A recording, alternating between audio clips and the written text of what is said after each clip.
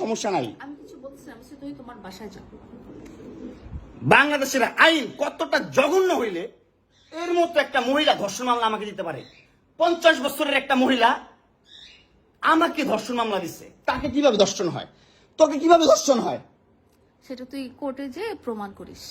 Court তো তোর কি না, তোর বাপের না কোর্ট? তোর বাপ আর্মিতে, তোর ভাই আর্মিতে, তোর জামাই আর্মিতে, তোর দুইটা জামাই আর্মিতে। তোর তো আইন কি না? আর আমরা তো গরিব মানুষ, আমাদের তো সময় নাই, আমাদের তো এই সমাজে কোনো ছাই নাই। আমরা তো সমাজের ময়লা আবর্জনা, আমরা এই সমাজে। আর তোরা হচ্ছিস সমাজের অনেক উচ্চ মানের মানুষ, অনেক ক্ষমতাবান মানুষ, এই জন্যই নাকে দড়িটা ঘুরাইতেছিস আমাকে, তুই বুঝছিস? হ্যাঁ, বিএমডব্লিউ নিয়ে যোগ্যতায় চালাই, তোর টাকা দিয়ে চালাই না, যে যোগ্যতা চালাই, কামাই করে চালাই। হ্যাঁ, বড়লোক হইতে পারবো না?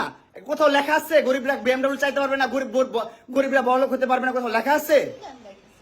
হ্যাঁ, কোথাও লেখা আছে? নাহলে ওই মেয়েদের বাসায় যাও, নাহলে নরসিংদী যাও, যেখানে যাচ্ছিলে সেখানে যাও। তোমার কাপড় চোপড় নিবা? অবশ্যই নিব। দাও, ব্যাক করে দাও।